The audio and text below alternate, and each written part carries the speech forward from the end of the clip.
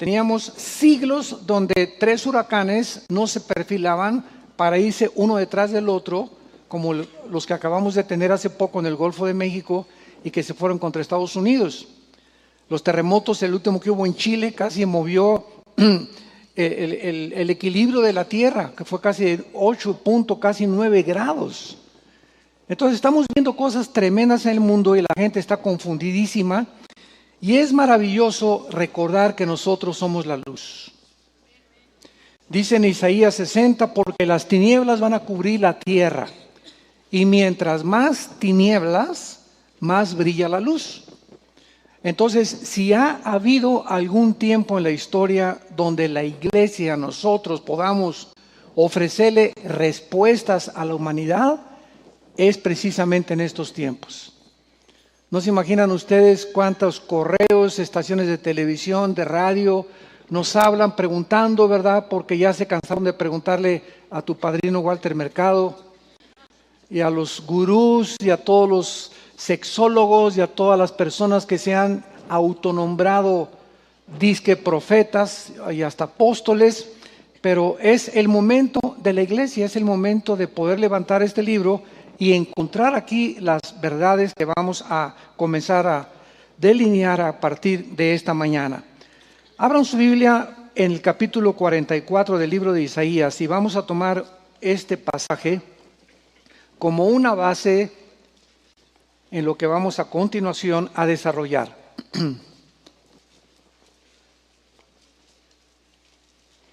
Isaías capítulo 44, un libro que fue escrito y comiencen también a tomar notas, traigan un cuaderno, apuntes, una pluma, ahí junto a su Biblia lo pueden hacer también. Isaías fue escrito hace 2700 años. Y este libro de Isaías, si ustedes van algún día a Israel, o los que hemos tenido el privilegio de haber visitado esta maravillosa tierra de Israel, en el Museo del Holocausto, en el centro se encuentran los pergaminos que encontraron, o los rollos de Qumran, o se les conoce como los rollos del Mar Muerto. En 1946 al 48 se encontraron estos rollos ahí cerca del Mar Muerto en Israel, y ahí se encontró el libro entero de Isaías. Y ahí está en el museo abierto los pergaminos, así los puedes ver. ¿Verdad que los han examinado con carbono 14 y con toda la metodología que hay para la datación de los documentos antiguos, etcétera, etcétera? Y está exactamente como lo tenemos aquí en nuestras Biblias. Así que podemos nosotros tener una seguridad, una certeza, que cuando nosotros abrimos la Biblia, no estamos abriendo un libro de leyendas, ni como el origen de las especies de Carlos Darwin, que carece de todo lenguaje científico. Estamos hablando de un libro respaldado por la arqueología, por la historia, por la geografía, por la genética, por la antropología, por la psicología, por la literatura, por la poesía y por todas las disciplinas académicas que ustedes quieran mencionar. Entonces es maravilloso poder saber que no estamos solos, que tenemos una respuesta y que más que cualquier otra cosa, no podemos vivir con temor. No podemos vivir con temor. El otro día vi un video de un señor que lo agarró una turbulencia tremenda en un avión. Pero así una cosa tremenda donde estaban absolutamente seguros de que el avión se estrellaba. Y no es por nada, ¿verdad? Pero hemos nosotros, mi esposo y yo, que viajamos tan seguido, tenido diferentes turbulencias. Yo se los digo con todo mi corazón, mi esposa está de testigo. Cuando tenemos esas turbulencias, yo siempre le digo, en 40 minutos vemos a Jesús. Perdón, en 40 segundos. O sea, a lo más que se va. ¿Y para qué? ¿De qué sirve que grites? El grito no va a detener el avión. Entonces, Señor Padre, gracias, llegó mi hora, ahorita ni lo voy a sentir. Porque ni se siente el trancazo. Entonces, tenemos que saber algo. Nuestras vidas están en las manos de Dios. Y si tú ahorita estás vivo y yo estoy vivo, es por la única razón que Dios no ha terminado con nosotros. Y nadie nos puede quitar la vida sin la voluntad de Dios. Y cuando nos llega con un tornado, con un tsunami, con un terremoto, con un avionazo en la panza de un tiburón, ahogado, como quieras llamarle, pero todos nos tenemos que salir de este planeta. Y ese es el momento de nuestra liberación, donde no importa cómo llegue la muerte, en segundos estamos con Jesús y ya este cuerpo corruptible, ¿verdad? Lleno de enfermedades y de tristezas, de lágrimas y de dolor, se acabó. Es el tiempo en el que salimos de nuestra prisión corporal. Por eso dice Filipenses 1 el apóstol Pablo, el morir es ganancia para los cristianos. Dice Isaías 44 versículo 7, son palabras de desafío de Jehová, el Dios de la Biblia, y pregunta a Dios, ¿quién proclamará lo venidero? Lo declarará y lo pondrá en orden delante de mí, como hago yo desde que establecí el pueblo antiguo. Anúncienles lo que viene y lo que está por venir. No temáis, ni os amedrentéis. No te lo hice oír desde la antigüedad y te lo dije, luego ustedes son mis testigos. No hay Dios sino yo. No hay fuerte, no conozco ninguno. En otras palabras, para que alguien pueda predecir el futuro con la exactitud del 100%, solo Dios lo puede hacer. Ha habido personas como me acuerdo en los 60s, una famosa disque profetiza en Estados Unidos, Jean Dixon. 2 semanas antes de que asesinaran al presidente John Kennedy en la ciudad de Dallas, Texas, ella 2 semanas antes dijo que había sangre en un sueño que tuvo y le habló al periódico New York Times y escribió, ¿verdad? Veo y va a ser un gobernante el que van a matar. Y murió John Kennedy, entonces se hizo famosa por eso y la comenzaron a considerar como una profeta. Sin embargo, Jean Dixon, después de esta supuesta profecía que hizo, de las 80% de las demás que continuaron, ninguna se cumplió. Entonces, hay una ley en la Biblia, en el libro de Deuteronomio, que dice que si un profeta se atreve a decir algo y no se cumple el 100%, no el 99.9%, el 100% lo que él dice no es de Dios. Porque solo Dios puede, con un 100% de exactitud, predecir el futuro.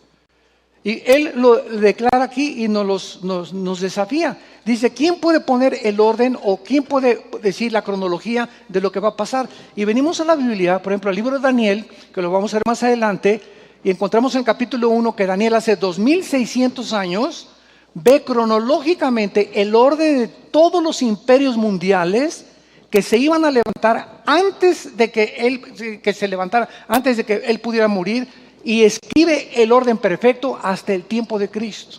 Increíble.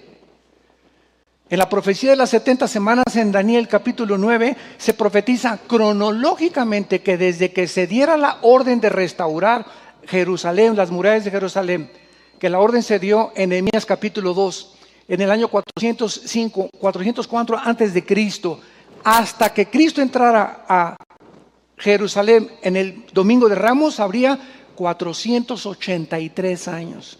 Y son los 483 años matemáticamente calculados en la que se cumplió Daniel 9, 24 al 27. O sea, la primera venida de Cristo se predijo matemáticamente calculado. ¿Quién puede hacer esto? Solo Dios. Ahora, si después de tantas evidencias, como una vez un ateo me dice, es que deme usted una evidencia que Dios existe, y le contesté inmediatamente, la historia. La misma historia nos da evidencia de que las profecías bíblicas son reales y que ninguna de ellas se ha dejado de cumplir. Así que todos los eventos proféticos relacionados con los acontecimientos mundiales desde el siglo pasado, y vamos a comenzar desde 1914 del siglo pasado, son asombrosos a la luz de la Biblia. En Mateo capítulo 24, Jesucristo habló acerca de algunas señales que se iban a cumplir antes de que Él regresara, antes de la tribulación, unas en la tribulación y otras después de la tribulación. Y Jesucristo comienza hablando de las guerras, versículo 6, Mateo 24, que íbamos a oír de guerras y rumores de guerras. Bueno, hasta ahí siempre ha habido guerras, de acuerdo al Instituto para la Paz. de la Investigación para la Paz en Suecia, Estocolmo, Suecia, se dictaminó que casi de los 6,000 años de historia han habido menos de 25 años de paz. De 6,000 años de historia, solamente se han considerado 25 años de paz. O sea, la historia del ser humano es guerra tras guerra, tras guerra, tras guerra, tras guerra. Entonces, cuando oímos guerras y rumores de guerras, pues siempre ha habido esto, ¿no? Pero cuando Jesús dice en el versículo 7, porque se levantará nación contra nación y reino contra reino, no fue hasta el siglo XX. Cuando en la Primera Guerra Mundial de 1914 se enfrentaron por primera vez en la historia Europa, algunas naciones que contribuyeron aquí de América, del Asia, del África, etcétera, etcétera. Y la Segunda Guerra Mundial, ¿verdad? Que fue todavía con más muertes, más de 100 millones de muertos. Podemos darnos cuenta que esta profecía de la nación contra nación se inició en el siglo XX. Y vamos a ver después que Israel será la señal más grande de todas las que vamos a ver. Abran sus Biblias en Amós capítulo 9 y veamos que en el siglo pasado era imprescindible, necesario, que Israel regresara a su tierra, porque las profecías decían que el anticristo, ¿a quién iba a perseguir? A los judíos. Que el templo se iba a reconstruir. Y si Israel no hubiera regresado a su tierra, no se podrían cumplir ni las profecías de Ezequiel, ni de Jeremías, ni de Daniel, ni de Juan en el Apocalipsis. Entonces es increíble que el 14 de mayo de 1948 del siglo pasado se haya cumplido Amós 9, 14 y 15. Ponlo ahí en tu Biblia, cumplido 14 de mayo del 48. Escuchen esta profecía dada 500 años antes de que Jesucristo naciera. Traeré del cautiverio a mi pueblo Israel. Edificarán las ciudades asoladas, las habitarán, plantarán viñas, beberán el vino de ellas, harán huertos y comerán el fruto de ellos. Pues los plantaré sobre su tierra y nunca más serán arrancados de su tierra que yo les di, ha dicho Jehová, Dios tuyo. Esta profecía, ante la mirada expectante y confusa de los sociólogos y de los psicólogos y de los historiadores, que cómo es posible que un pueblo que fue dispersado casi 2,000 años, desde el año 70 después de Cristo, cuando el general Tito Romano llegó a Israel y no dejó piedra sobre piedra, su papá era Vespasiano, el que fue después César, o gobernante de Roma. Desde el año 70 hasta el 48, los judíos no tenían una nación. Dispersados en Rusia, en Costa Rica, en México, en China, en Etiopía, por todo el mundo fueron dispersados los judíos. Y una de las cosas que yo he usado como un ejemplo para que entendamos este misterio y este fenómeno es el siguiente. Todos sabemos que Estados Unidos está ahorita siendo poblado por mexicanos, guatemaltecos, hondureños, salvadoreños y nicaragüenses principalmente, que les llaman los paisanos, o sea que pasan al otro lado a trabajar. Si tú le preguntas a cualquier de nuestros paisanos que si se quiere regresar aquí a México después de 30 o 40 años, te van a decir ni de chiste, es el sueño americano. Ahorita, por cierto, está el pleito sobre DACA, que es el gobierno americano quiere a todos los que nacieron ahí en Estados Unidos y se graduaron en la universidad, regresarlos a México y echarles a perder toda su vida porque muchos ni español hablan.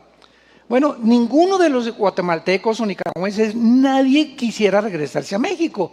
Se ponen su cachucha allá, se adaptan a la cultura los absorbe inmediatamente. Y la mayor parte de las veces, mi esposa y yo lo hemos entendido, porque no quieren hablar español, ¿verdad? Porque es normal, quieren inmediatamente adaptarse y no quieren ser señalados como extranjeros o quieren ya los hijos crecer y sentirse americanos. ¿Para qué? Para que no los señalen y los bulleen en la escuela. Entonces, esto es un fenómeno muy interesante. Pues los judíos Después de 2000 años, podrías decir, oye, estoy aquí bien en Rusia ya estoy bien aquí en Francia, en Italia, estoy aquí con los países preciosos de aquí, de la Mallorca, de Palma de Mallorca y de España, etcétera, etcétera. ¿Quién los movió a más de 1 millón de judíos a que se reunieran después de la Segunda Guerra Mundial y tuvieran todos ellos el mismo sentimiento de regresar a Israel y establecer otra vez una nación? Escuchen esto, es el único pueblo en la historia de la humanidad desde Adán y Eva que ha tenido esta reunión de poder constituirse en un solo día en una nación y en un estado libre, soberano e independiente. No ha habido ninguna otra civilización, tribu o nación que jamás haya podido constituirse en un día en una nación, cumpliendo la profecía de Isaías 66, versículo 8, que se constituiría en una nación el Estado de Israel. Pero ahora vamos rápidamente a ver algo increíble. En este capítulo 9 de Amós, vean ustedes que entonces se cumple el 14 de mayo del 48 y regresa del cautiverio Israel. ¿Cuál es la segunda profecía? Edificarán y habitarán y plantarán viñas. Escuchen. En el 48, David Ben Gurión fue nombrado el primer ministro de Israel. Inmediatamente los atacaron los árabes. Pero cuando llegaron ellos a Israel en el 48, no había ni siquiera un guamúchil, un solo árbol plantado. Era un desierto la tierra de Israel, puro polvo, puro desierto. Y en 2 años, en 1950, en una de las obras de la ingeniería hidráulica más portentosa de la historia, los judíos en 2 años siembran 6 millones de olivos. 1 por cada judío que mataron los nazis en la Segunda Guerra Mundial. Y traeré a los judíos y habitarán y plantarán el vino de ellos, y se cumplió la profecía. Y la tercera profecía es el versículo 15, y la Biblia dice así, que desde que Israel regresó, ya son como hace 70 años, en el 48, a Israel, nadie los iba a volver a sacar de su tierra. Rodeados por más de 22 millones de naciones enemigas de ellos, 22 millones de personas, de árabes, que desde que llegaron no han podido soportar que sigan así. Y entonces vino la guerra de 1956 y la guerra maravillosa y milagrosa de junio de 1967, la guerra de los 6 días. Los que no hayan oído este milagro de esta guerra, quiero decirles lo siguiente. El 1 de junio de 1967, el presidente Nasser, en aquel tiempo de Egipto, junta a Siria, Jordania, a Líbano y a Egipto para un congreso, y les dice lo siguiente, el presidente Nasser de Egipto: extirpemos a los judíos, arrojémoslos al Mediterráneo. No tienen ninguna probabilidad de salir vivos. Y se juntaron, estamos hablando casi de 20 millones de árabes. Ahora vamos a ver la ley de las probabilidades en las matemáticas. Aquí ahorita somos como 800,000 personas más o menos en este auditorio. Si tuviéramos nosotros 50 rifles y nos rodeara ahorita un ejército de 1 millón de soldados alrededor, dentro de las leyes de las probabilidades, ¿cuáles serían para salir vivos?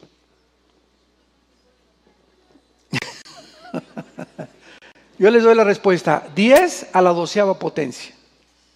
Infinito. No habría ninguna posibilidad de escaparse. Son las mismas probabilidades que existieron en la guerra de los 6 días.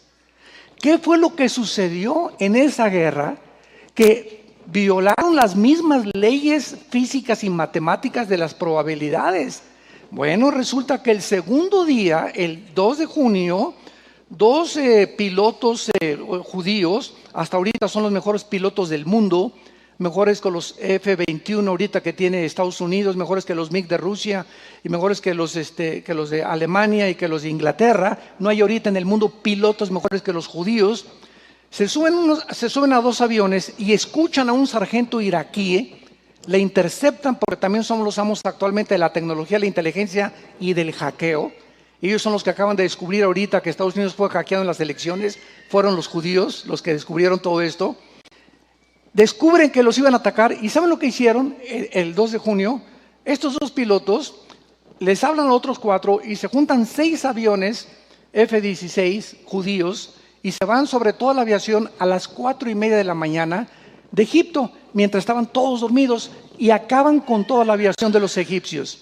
Se van a Siria y acaban con toda la aviación de Siria, se van a Líbano y se van a Irak y acaban con los aeropuertos de todas las naciones que querían invadirlos. Una vez que ellos controlaron la tierra, tenían ya controlado el aire. Y al tener control del aire, mandaron a los tanques y el 6 de junio se encontraban ellos avanzando, ellos ya no siendo conquistados ni replegados, hasta la península del Sinaí, que es Egipto. Y entonces les hablaron de Nueva York, lo que era entonces la Liga de las Naciones, y les dijeron, ya párenle, ya no sigan adelante. Bueno, el 6 de junio habían reconquistado la ciudad de Jerusalén, habían reconquistado la Franja de Gaza, habían reconquistado lo que es ahora Jericó y el valle del Golán, o las colinas del Golán, que están al norte del mar de Galilea. Y cuando las Naciones Unidas, la Liga de Naciones, les dicen que se detengan, los judíos, ¿por qué creen que ganaron el 6.º día? Porque el 7.º tenían que descansar. Hasta eso, ¿no? Bueno, esto es interesante a la luz de la milicia, porque en 1990, fíjense ustedes nada más cómo es la Biblia, ¿no? En 1990, ¿cómo son las profecías bíblicas? Nunca más serán arrancados. En 1990 y 91 viene la guerra del Golfo Pérsico, donde Saddam Hussein dice que una deuda que una ciudad, ¿verdad?, Kuwait le tenía, invade Kuwait y lanza los tanques y violan a las niñas y a los niños y hace una masacre con Kuwait. Y el presidente Bush, el papá George Bush, que en aquel tiempo era el jefe de la administración de la Casa Blanca, organiza a 29 naciones una coalición y se van en 1990-91 a sacar a Hussein de Kuwait. Y lo sacan de Kuwait y el director y el general que organizó toda la logística de la guerra, se llamó la guerra del Golfo Pérsico, Operación Desierto, se llamó el general Schwarzkopf. Compre el libro Schwarzkopf. Bueno, este general, que fue el que triunfó, estudió en West Point y desde luego pues graduado con los más altos honores militares. El general Schwarzkopf escribe en sus memorias y dice lo siguiente: yo conozco y estudié las guerras las napoleónicas, impresionante estratega militar Napoleón Bonaparte. Alejandro el Magno ni se diga con sus falanges, increíble la forma como organizó sus soldados.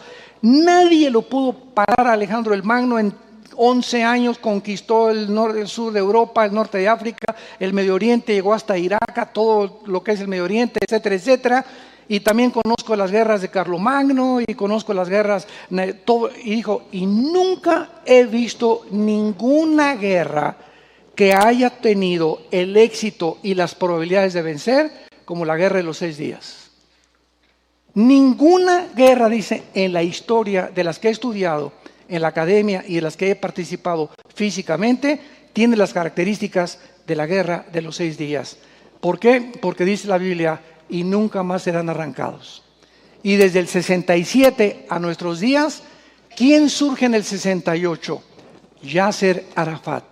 Y organiza, ¿verdad?, la Organización para la Liberación de la Palestina. En 1972, Yasser Arafat va a Berlín a las Olimpiadas, secuestran a todos los atletas judíos en Berlín y pues le mandan un recado a Golda Meir, que era en aquel tiempo la primer ministro de Israel, diciéndole que querían 10 o 15 millones de dólares para liberar a los atletas en Israel, en Berlín. Golda Meir deja establecido en la política judía: Israel nunca tratará ni se dejará chantajear, nunca accederemos a pagar ningún rescate. No importa que los maten, porque aunque demos ese dinero, nos van a seguir chantajeando. Ese es el peligro del chantaje, ten mucho cuidado. Cuando alguien te quiere chantajear y pedirte algo y tú accedes, lo va a seguir haciendo. Entonces quedó establecido en la política de Israel y mataron a todos los atletas. Iban escapándose en un helicóptero, hay una película de eso, ¿verdad? Se meten y avientan una bomba y los matan a todos dentro del helicóptero. Entonces Yasser Arafat se convierte en el primer guerrillero del mundo. ¿Y qué creen que le dan a Yasser Arafat? El premio del Nobel de la Paz. No puede ser. Le dan el premio Nobel de la Paz al guerrillero, al terrorista número 1 de la historia.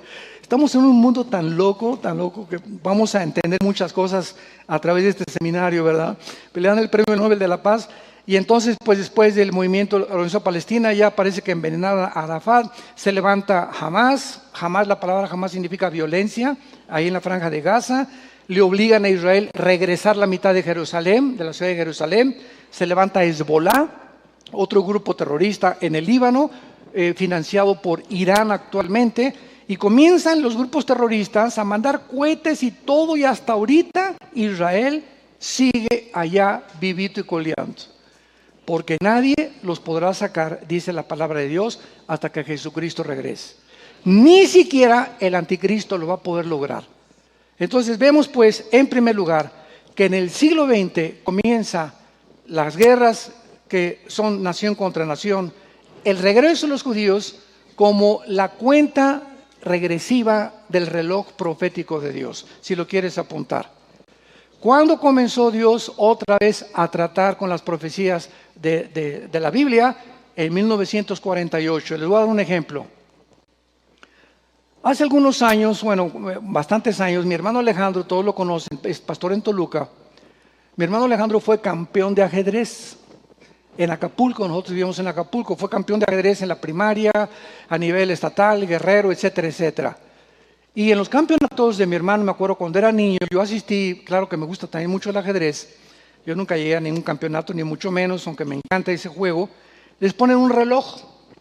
Y entonces, si yo voy a jugar el ajedrez, mi contrincante aprieta el reloj y vamos a poner o 3 minutos, o 5 minutos, o 2 minutos. Se ponen de acuerdo en cuánto tiempo tienes para pensar la próxima jugada de ajedrez. Entonces, en el momento que acaba tu tiempo, se apaga el reloj y comienza el tiempo para la otra persona. Muy bien. En el año 70, Dios le hizo así al reloj profético de Israel, lo paró. Y desde el año 70 hasta 1948, Dios no volvió a tratar con Israel. No volvió a tratar con Israel. Pero en la soberanía de Dios y en los tiempos y sazones de Dios, en el 48 Dios hizo así. Y comenzó otra vez al regresar a Israel y preparar el arrebatamiento que viene y la tribulación del anticristo, nos damos cuenta que casi todas las profecías del 48 a nuestros días que se tenían que cumplir a fuerza con el regreso de Israel, se están cumpliendo al pie de la letra. Así que Israel es el centro, el termómetro de las profecías bíblicas. Por esta razón escogió Dios a Israel. No porque sean mejores ni mucho menos, simplemente para que se concentrara en los tiempos que vivimos la atención del mundo en esta nación, que es el milagro más grande de la historia. Muy bien, acaba la Segunda Guerra Mundial, gana Estados Unidos. Rusia e Inglaterra, la Segunda Guerra Mundial contra Japón, Italia y Alemania, los nazis que querían expandir el nazismo por toda Alemania. Antes de Hitler, los comunistas fracasaron también en Alemania y los nazis sacaron a los comunistas de Alemania. Acaba la Segunda Guerra Mundial y Estados Unidos, al ganar la Segunda Guerra Mundial, se constituye en el poder político con la supremacía política, militar y económica número 1 del mundo. Y se levanta Estados Unidos en el 45 como el país mejor vestido, con el de más dinero, donde todo mundo quería ir a Estados Unidos. Comienzan a imponer la política famosa de la democracia, comienzan a ver que el comunismo pues no funcionaba, ¿verdad? El nazismo no funcionó, vamos a la democracia, etcétera, etcétera. Pero en el 50, se levanta la Unión de Repúblicas Socialistas Soviéticas, lo que es actualmente la Rusia, compitiendo contra Estados Unidos por esta supremacía política. Y entonces en 1945, al mismo tiempo que se levanta Estados Unidos, se forma la Organización de las Naciones Unidas, la ONU, en 1945, con el propósito de imponer la paz en el mundo. Entonces vemos que Rusia se levanta por un lado, Estados Unidos por el otro lado, la ONU se pone en medio como el árbitro, y esto es muy interesante porque comienza en el 50 hasta el 89, apúntalo, de 1950 a 1989 se llamó este periodo la Guerra Fría. ¿Por qué la fría? Porque no hubo balazos. Lo más cerca que estuvieron de un conflicto armado fue en el 62-63, cuando Nikita Khrushchev pone misiles en Cuba. Castro tenía ganas de destruir Estados Unidos. El presidente Kennedy amenaza a Nikita Khrushchev y le dice: o saca los misiles de Cuba o estalla una tercera guerra mundial. Y entonces se detiene la guerra y no hay nada hasta el 89, cuando el muro de Berlín es derribado. Rusia del 50 al 89 dividió Europa occidental y Europa oriental. Y entonces la misma Alemania la parte a la mitad de los comunistas. Y de un lado estaban los comunistas y del otro lado la Alemania libre. Finalmente el presidente Reagan se pone de acuerdo con Gorbachev y entonces derriban el muro y Gorbachev va al Vaticano con Juan Pablo II a decirle lo siguiente. Quiero decirle algo, me está vibrando el monitor. Aquí. Nada más lo digo una vez. Me está vibrando aquí el monitor muy fuerte. Hay un corto.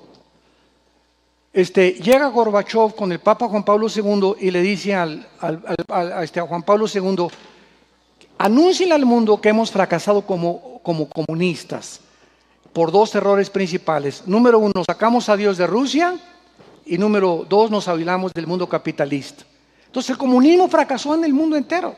El Kremlin, el Buroklim, todas esas cosas están demostradas que es una política, ¿verdad?, absurda, es un sueño de opio que tuvo Carlos Marx, de que la clase, el proletariado, derribara a la clase burguesa y entonces iba a haber una equidad. Y Cuba fue el más grande ejemplo también del fracaso, y actualmente los países que insisten todavía en este sistema de gobierno se están dando cuenta, ¿verdad?, que acaba de una forma autoritativa y dictatorial. Entonces Rusia desaparece del mapa y se queda Estados Unidos, pero llega el siglo XXI, y en el año 2001 se levanta un hombre en Rusia que se llama Vladimir Putin. Y este hombre en el año 2001, a principios del siglo XXI, tiene el sueño de levantar otra vez la Unión de Repúblicas Socialistas Soviéticas, porque se dividió y se fragmentó en 15 repúblicas que están todas alrededor del Mar Caspio, y de todas menos Ucrania son musulmanas, para poder fortalecer ahora el Medio Oriente. Pero vamos a acercarnos un poco más adelante. Pero la formación de la ONU, en segundo lugar, fue con el propósito de traer la paz. Y la formación de la ONU fue el primer paso en el siglo XX para la formación futura del gobierno mundial profetizado en la Biblia. La Biblia profetizó hace más de 2000 años que el mundo terminaría con un solo gobierno, como lo vamos a ver. Vayamos rápidamente a Apocalipsis capítulo 13 y veamos que en el gobierno del anticristo, la mayor parte de las naciones, se calcula que ahorita somos 200 naciones las que formamos el globo terráqueo. Juan el apóstol profetiza en el capítulo 13 del Apocalipsis, versículos 3 y 4, vi una de sus cabezas herida de muerte, está hablando del anticristo, su herida mortal fue sanada, se maravilló toda la tierra en pos de la bestia, adoraron al dragón que había dado autoridad a la bestia, adoraron a la bestia diciendo: ¿quién como la bestia y quién podrá luchar contra ella? Aquí se personifica el anticristo como una bestia, como un dragón, porque no hay ningún otro animal con el que se le pueda comparar. En Daniel 2, Daniel 7 y Daniel 8 se compara a los imperios mundiales con un león, con un oso y con un leopardo. Grecia. Pero cuando aparece el cuarto en Daniel capítulo 7, que es el gobierno del anticristo formado por 10 naciones, como lo vamos a ver más adelante, no hay un nombre de ningún animal que se le pueda comparar, simplemente se llama la bestia. Un depredador cruel, sanguinario. No nos imaginamos, Hitler va a parecer Pinocho comparado con el anticristo. Ahora, en el capítulo 17 del Apocalipsis, en la otra visión de Daniel, vemos que uno de los 7 ángeles, versículo del 1 al 3, que tenía las 7 copas, habló conmigo diciéndome: ven acá y te mostraré la sentencia contra la gran ramera. Quiero aclarar esto. En la Biblia, la palabra fornicación o la palabra ramera se aplica de 2 formas distintas en toda la Biblia. Una para los adúlteros, desde luego, ¿verdad? Para una mujer que está casada o una mujer, porque la palabra, de donde viene la palabra pornografía, porno o fornicación, es amor que se vende a cambio de algo. Tú dame sexo y yo te doy una casa o te doy dinero o te doy lo que sea. Cuando se vende algo a cambio de otra cosa, se llama prostitución. Y a esa persona se le llama ramera, en el aspecto físico. Pero en el aspecto espiritual, cuando un cristiano abraza otro sistema u otra ideología u otra filosofía que no sea el cristianismo, se ha prostituido. Cuando el pueblo de Israel se fue tras los ídolos en el Antiguo Testamento, Dios los comparó con una ramera. Les dijo, se fueron a fornicar con sus ídolos. O sea, fueron a tener relaciones y se vendieron creyendo que los ídolos les pueden dar la protección que yo les puedo dar. Entonces, cuando llegamos al Apocalipsis, encontramos a la madre de las rameras. O sea, a la jefa de jefas. O sea, de donde viene todo el origen, ¿verdad?, de la prostitución religiosa. Esto es muy importante. Y vamos a ver quién es esta ramera.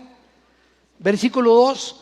Con la cual, o sea, con esta ramera, han fornicado los reyes de la tierra. Aquí nos damos cuenta que es una metáfora, ¿verdad? No es algo literal. Los reyes de la tierra han fornicado con esta mujer y los moradores de la tierra se han embriagado con el vino de su fornicación. Y me llevó en el espíritu al desierto y vi una mujer, o sea, esta ramera, sentada sobre una bestia escarlata, llena de nombres de blasfemias, que tenía 7 cabezas y 10 cuernos. Me detengo aquí y lo voy a explicar, porque este seminario va a estar grueso. Yo se los garantizo, ¿verdad? Ya salgan de la lechita, ¿verdad? Y vamos a profundizar muchísimo en la palabra de Dios. Muy bien, aquí se ve a esta ramera, otra vez, montada sobre una bestia escarlata, y la bestia estaba llena de nombres blasfemos, y dice la Biblia aquí que esta bestia tenía, ¿qué cosa? 7 cabezas. Esto es muy importante, lo voy a aclarar ahorita. Bueno, el Espíritu Santo nos los va a decir, y 10 cuernos. La bestia es el anticristo. La ramera es un sistema religioso. Es el sistema donde todas las religiones, antes de que venga Cristo, se van a unir. En otras palabras, se van a juntar los hindúes con los musulmanes, con los judíos, con la apostasía de la iglesia evangélica también, con el catolicismo romano, etcétera, etcétera, con los mormones, bla, bla, bla. Se van a juntar todos con el único propósito y con la bandera. Qué lindo se ve, ¿verdad? Oremos por la paz juntos. Suena bonito, ¿verdad? Juntémonos para orar por la paz juntos. Espérame, ¿tú eres budista, compadre? Sí. Entonces, ¿cómo puedes juntarte conmigo para orar si Buda era ateo? ¿Tú eres hindú? Sí. Oye, ¿cómo puedes juntarte conmigo? Porque ustedes tienen millones de dioses. ¿A cuál de los millones de dioses le van a orar? Oye, ¿tú eres musulmán? Sí. Bueno, ¿qué dijo Mahoma? Que Alá le reveló el Corán, etcétera, etcétera. Y Mahoma se acaba casando con una niña de 7, 8 años de edad. Digo, ¿quién es tu líder? O sea, ¿cómo puedo yo poner de acuerdo con sistemas completamente antagónicos al cristianismo y decir que todas las religiones son iguales, que porque todas llevan al cielo? Virgen de la Macarena. Esto es una de las mentiras más grandes que se han esgrimido dentro del mundo religioso. Y con la bandera de la paz, oremos para que haya la paz. Pero no hay ninguna religión, todas se contradicen unas a otras. Y en toda esta ensalada del chef de religiones que existen, uno es una cosa, uno otra cosa. Viene hace 2000 años un hombre llamado Jesucristo, no a traernos otra más de las cientos de religiones que hay. Manda a Dios a su Hijo al mundo para decirnos: yo soy la verdad, yo soy la vida, yo soy el camino. Todos los caminos que tú estás buscando por todos lados, ¿quién inventó el hinduismo, que es de las más antiguas, el mormonismo, el islam, el catolicismo romano? ¿Quién los inventó? Hombres como tú y como yo. Jesús dijo: el que del cielo viene es sobre todos. Entonces yo pongo la atención en esta persona que se llama Jesucristo, que lo respalda 66 libros de la Biblia, y que resucita a los 3 días, y que continúa durante 2000 años el cristianismo, demostrando que están encerradas las verdades y los tesoros más grandes de la sabiduría que un hombre pueda buscar o encontrar en las Sagradas Escrituras. Entonces, cuando entiendes esto, que no es una religión Jesucristo ni el cristianismo es una religión, sino que es una relación personal, viva, dinámica, orgánica, con alguien que está vivo. Buda está muerto, Mahoma está muerto, todos los líderes están muertos, Mahatma Gandhi está muerto, Confucio está muerto, Hare Krishna está muerto, Jesús está vivo.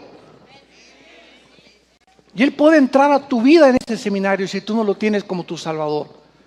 Entonces, por eso se refleja como una ramera, porque son sistemas que se han prostituido. Se venden a los reyes de la tierra, y los políticos necesitan las religiones para los votos. Es lógico. Entonces, si en una nación predomina tal religión, el gobierno tiene forzosamente que darle más sesiones y más privilegios a los que pertenecen a religión, porque ahí está la mayoría de los votos. Entonces, la ramera montada sobre el anticristo es el sistema político. A ver otra vez, la religión gobernando, ¿qué cosa? La política. Esto es increíble. Se pinta a la mujer al principio de la tribulación gobernando al anticristo y tomando las riendas del anticristo. Y este fenómeno ha sucedido a través de toda la historia, pero muy pocos lo han podido ver o entender o percibir. Cuando crucificaron a Cristo, ¿quiénes eran los dos poderes que se encontraban ahí en el pretorio romano, enfrente de Pilato? Pilato representaba al gobierno político, los líderes de Israel, al poder religioso, la ramera. ¿Qué hizo Pilato? ¿Por qué entregó a Cristo cuando Pilato sabía que era inocente? Su esposa de Pilato, la noche anterior, tuvo un sueño diciéndole que ese hombre era inocente. Por favor, Pilatito, mi amor, te invito a Cancún, pero no lo mates. Y entonces cuando los judíos se impusieron, le comenzaron a gritar: crucifícale, crucifícale, suelta al malo a Barrabás. Pilato se lavó las manos y dijo: ahí se los entrego, teniendo él el poder para haberlo liberado, sabiendo que era inocente. El poder político cedió al poder religioso. En otras palabras, se impuso el espíritu de la religión sobre el espíritu de la política. Esto es muy interesante en el mundo espiritual poderlo entender. Sigamos leyendo aquí en Apocalipsis 17. Y dice a continuación el versículo 7: y el ángel me dijo: ¿por qué te asombras? Ahora vamos a ver que el Espíritu Santo nos interpreta las 7 cabezas y los 10 cuernos que trae la bestia o el anticristo. ¿Por qué te asombras? Yo te diré el misterio de la mujer y de la bestia que la trae, la cual tiene las 7 cabezas y los 10 cuernos. Atención, la bestia que has visto era y no es, en el tiempo de Roma no existía, y está para subir ¿de dónde? Para poder entender esto tenemos que entender que la Biblia nos habla de 3 prisiones que hay en el centro de la tierra. En el infierno, o la palabra Sheol en el Antiguo Testamento, cuando se tradujo del hebreo al griego en la Biblia, que se llamó la versión Septuaginta, y se imprimió por primera vez en la imprenta de Gutenberg, la palabra infierno es el lugar donde están todos los espíritus desde Adán hasta ahorita en el centro de la tierra. No hay un solo demonio en el infierno, solamente los espíritus de los seres humanos que están esperando el juicio final. El abismo es la otra prisión de los demonios. Cuando Cristo vino al mundo, tuvo una confrontación impresionante con seres o entidades espirituales que se metían dentro de los hombres y dentro de los animales, y Cristo les llamó demonios. La palabra demonio en el griego es la palabra daimon, que significa seres o entidades inteligentes. Ahora, la Biblia nos muestra en el Evangelio de Lucas que estos demonios eran criaturas, tal vez no como nuestro cuerpo, pero que en algún tiempo del pasado tenían cuerpos. Y fueron juzgados, tal vez antes de que Adán y Eva estuvieran en el huerto del Edén, en la tierra, en el mundo preadámico, cuando Satanás controlaba con los ángeles caídos el mundo y las entidades que hubiera aquí espirituales. No éramos nosotros, ni eran seres humanos. La Biblia no nos revela qué tipo de criaturas eran, pero estos demonios perdieron sus cuerpos en un juicio y están condenados, ahora sí como le dicen allá en los callejones de Guanajuato, ánimas en pena. Y los seres humanos, al desconocer la Biblia, creen que estos demonios son pues el espíritu de Cuauhtémoc, que el espíritu de fulano de tal, y vamos a hacer una reunión de mediums y a concentrarnos y a invocar que los espíritus vengan y nos hablen, y son demonios que descansan entrando en cuerpos humanos. Y el jefe de todos ellos es Satanás. Ahora, no confundamos a los demonios con los ángeles caídos, ni tampoco con los hijos de Dios. Los ángeles tienen diferentes nombres, hay querubines, serafines, ángeles, ángeles caídos, hijos de Dios, etcétera, etcétera. Hay un impresionante, ahora sí que se podría llamar la mesa directiva que tiene Dios a través de todo un simposio que tiene ahí, donde hace reuniones con espíritus, se les llama Elohim a los gobernantes de las tinieblas, el nombre que se le da a los dioses, pero es Jehová, el Dios de los dioses, Salmo 82, que Él es el que controla a todos los Elohim o a los dioses que están debajo de Él.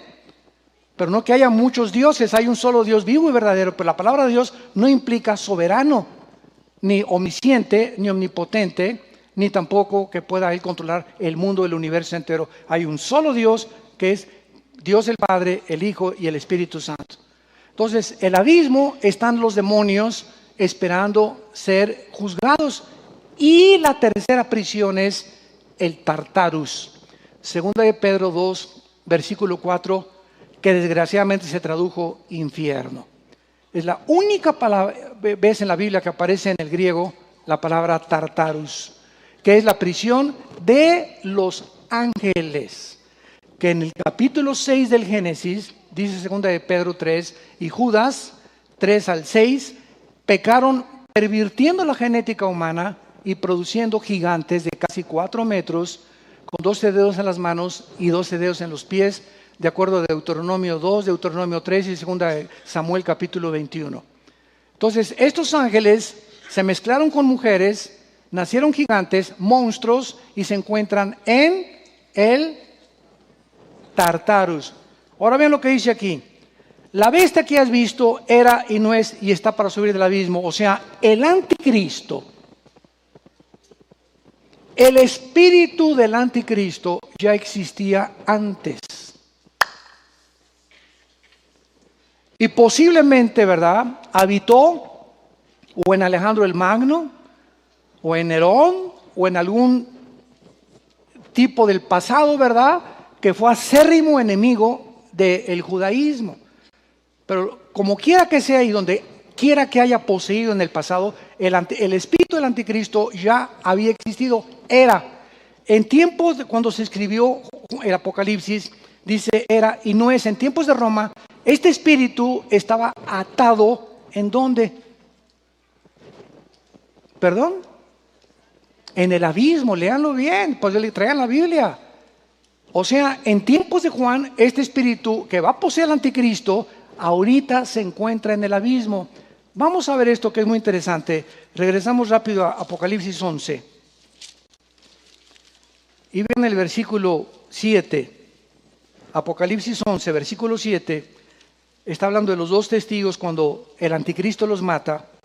Cuando hayan acabado su testimonio, la bestia que sube del abismo hará guerra contra ellos, los vencerá y los matará. Esta es la segunda vez en el Apocalipsis que se menciona que el espíritu del anticristo va a salir del abismo y va a entrar a poseer un ser humano. Lo vamos a ver después si va a ser un híbrido o un clon o el hijo de alguna prostituta, de alguna ramera física y literalmente, pero la Biblia nos muestra más adelante, ¿verdad?, el origen del anticristo. Y vean ustedes Apocalipsis 9. Y esto es muy interesante cuando juntamos las piezas del rompecabezas. Está hablando de los demonios que van a salir en la quinta trompeta, capítulo 9, y estos demonios salen del abismo. Versículo 2, capítulo 9, abrió el pozo del abismo y subió humo del pozo, etcétera, etcétera, salió como langostas, con forma de langostas. Versículo 11, y tienen por rey sobre ellos al ángel de ¿dónde? O sea, en la prisión de los demonios. A ver otra vez, el infierno de los espíritus humanos, el abismo de los demonios, el Tartarus de los ángeles caídos. Y aquí la Biblia nos revela que en el abismo hay un ángel, el uno solo, como jefe de todititos, el pitirijas, el tuicas y el tuercas, que se encuentran ahí en el abismo. Y este hombre o este ángel se le llama Abadón o Apolión, que en griego y en hebreo significa el destructor. Y este ángel, Abadón y el destructor, que se encuentra ahorita como jefe de la prisión de los demonios, es el que va a salir en Apocalipsis capítulo 7 para poseer al anticristo. Regresamos rápido para terminar este capítulo que es muy importante e interesante, al capítulo 17, la bestia que está para subir al abismo, versículo 8, e ir a perdición, y los moradores de la tierra cuyos nombres no están escritos desde la fundación del mundo y en el libro de la vida, se asombrarán viendo la bestia que no es. Muy bien. Esto, versículo 9, aquí está la explicación para la mente que tenga sabiduría. Las 7 cabezas que tenía la bestia, ¿se acuerdan? El anticristo, son 7 montes sobre los cuales se sienta la mujer, pero al mismo tiempo que son 7 montes, son 7 gobernantes. 5 de ellos han caído. A ver, en tiempos de Juan, ¿cuáles son estos 5 imperios que cayeron antes del Imperio Romano? Apúntalo. Asirios, egipcios, babilonios, los medos y los persas y los griegos. Son los 5 imperios que en toda la Biblia se han levantado desde el Génesis como enemigos de Israel. Dice la Biblia, uno es, o sea, en tiempos de Juan, ¿quién es el sexto? ¿Me van siguiendo con mucho cuidado? Roma. Fue el 4º imperio romano en la visión de Daniel capítulo 2 del estatua de Nabucodonosor. Roma, aquí es el 6º porque Daniel vio desde el imperio babilónico hacia adelante y Juan ve desde el principio hasta el final. Daniel no vio a Siria y Egipto como imperios, lo vio desde el Babilonio porque ahí estuvo cautivo hasta que Cristo regrese. Entonces el 6º, uno es, en ese tiempo que Juan escribió esto, era Roma, el imperio que estaba gobernando el mundo. Vamos con orden. El otro aún no ha venido. Escuchen esto, desde el año 2000 hacia atrás no ha vuelto a surgir después de Roma ningún otro imperio. Los otomanos, que fueron vencidos en 1923 por los ingleses y estuvieron como 400 años tratando de gobernar o apoderarse del mundo, no lo pudieron lograr. Pero este que aún no ha venido, es posible que sean los 10 cuernos que vamos a ver, o una confederación de 5 naciones de Europa y 5 del Medio Oriente que se van a unir, lo vamos a ver más adelante, para que formen el gobierno del anticristo. Uno es, y cuando venga es necesario que dure breve tiempo. La bestia que era y no es el octavo. El octavo es el anticristo. ¿Saben por qué el octavo? O sea, nada más Dios reconoce en la Biblia 5 imperios, desde Adán y Eva hasta nuestros días. Y el octavo es el anticristo, que es el que culmina. ¿Por qué? Porque en la Biblia hay lo que se llama la gematría. Apúntalo, que es la interpretación de las letras hebreas con números. Cuando los romanos conquistaron a los griegos, mantuvieron el poder político los romanos, pero absorbieron la cultura helénica. O sea, toda la cultura y las artes de los griegos, los romanos la absorbieron. Y cuando comenzaron los griegos a tratar de hacer el lenguaje con los números, vemos ahora que el lenguaje de los griegos, por ejemplo, la B es el 5, ¿verdad? La X, el 10, 2X, el número 20, 3X, 30, el 5, 2 palitos, el 7, la X, el 5 y 2 palitos, el 17. Y así vemos que en el griego, los números griegos que se siguen usando tienen un símbolo, pero en el hebreo, la palabra hebrea y la letra hebrea tiene un símbolo también escondido. Entonces, el 1 la unidad, el 2 significa el testimonio en la gematría, el 3 la Trinidad, el 4 la prueba, el 5 es el número de la gracia. Apúntalo en la Biblia. El 6 es el número del ser humano, porque en el 6º día fuimos creados. El 7º es el número de la perfección o de la totalidad, pero el 8º es el número de la eternidad. Nosotros vamos a brincar del 7 al 8. Y por eso el número del anticristo, lo vamos a ver más adelante, en Apocalipsis 13 es el 6, 6, 6. ¿Qué significa? El 6 es el número del hombre elevado 3 veces a la Trinidad. Es el sueño de Satanás, elevar al hombre y convertirnos en dioses. Por eso es el 666. Padre, te damos gracias por tu palabra. Gracias, Espíritu Santo, porque tú eres el que conoce las cosas profundas de Dios. Y eres el único que nos puedes revelar la verdad. Estamos dependiendo de ti en estas conferencias, Señor, para que tu pueblo sea edificado, confortado y consolado. Y podamos no solamente traer conocimiento e información a nuestra mente, sino que todo esto que estamos escuchando transforme nuestras vidas y nos prepare para encontrarte muy pronto, cuando estaremos delante de tu Hijo, sabiendo que nuestra fe no fue en vano. En Jesús oramos. Amén. ¿Qué sigue? Pregunta.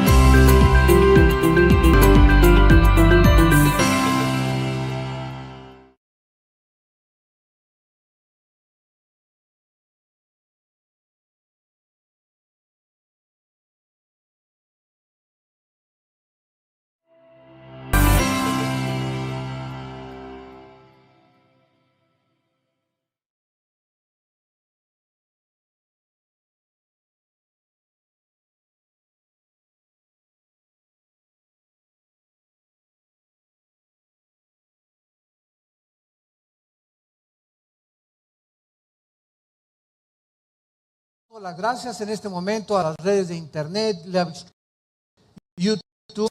Esta conferencia estamos transmitiendo a través de la tecnología del siglo a miles de hogares en este momento tan maravilloso que Dios nos da. Todos ustedes que tengan su Biblia la pueden abrir en el capítulo 1 del libro del Génesis y continuamos con una serie que se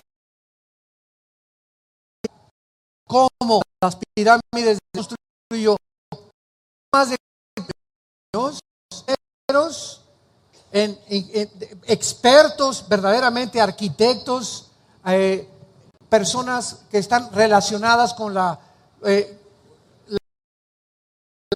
100 toneladas más o menos, acomodadas una sobre la otra, donde hace 4500 años la civilización humana se encontraba en la agronomía, en la agricultura, ordeñando vacas y recogiendo los huevos de las gallinas, donde no había sierras con punta de diamante para cortar las piedras como las hay actualmente, donde no había grúas para cargar esas piedras megalíticas. Diablo, pero el nombre de él es Lucifer.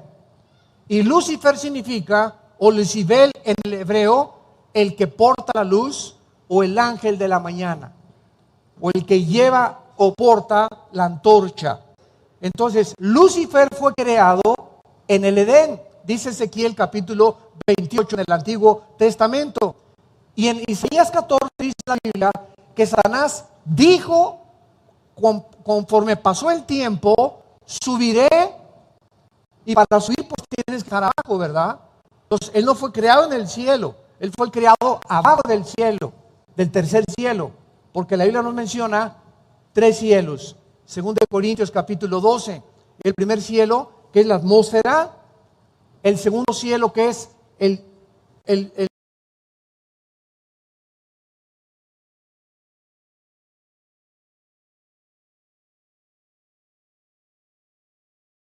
universo cósmico; y el tercer cielo, donde habita Dios. Entonces, Satanás se encontraba aquí en el primer cielo y quiso alcanzar el tercer cielo, donde está el trono de Dios. Y dijo, subiré, Isaías 14 del 12 al 14, y seré semejante al Altísimo. Y cuando intentó este golpe de estado, este pinochetazo, fue arrojado por los ángeles de Dios, los buenos, por Miguel, y quedó recluido aquí en este planeta. Vino un juicio tremendo aquí en el mundo, donde él fue juzgado y el mundo quedó sepultado completamente bajo el agua. Entonces, todo esto lo vemos en Génesis 1. Dice el versículo 1. Más graves, por favor, en los monitores. En el principio creó Dios los cielos y la tierra. ¿En el principio de qué? En el principio del tiempo, en el principio del espacio y en el principio de la materia. Los 3 elementos que forman el universo aquí se encuentran en el versículo 1. Sin embargo, la palabra tierra aquí en el versículo 1 es eretz en el hebreo, que significa tierra seca. Y en el versículo 2, la tierra ya no aparece como en el versículo 1. En el versículo 2 encontramos caos, desorden, confusión en el planeta Tierra, cubierta de tinieblas y cubierta de agua. Entonces, algo pasó entre el versículo 1 y el versículo 2 del libro del Génesis.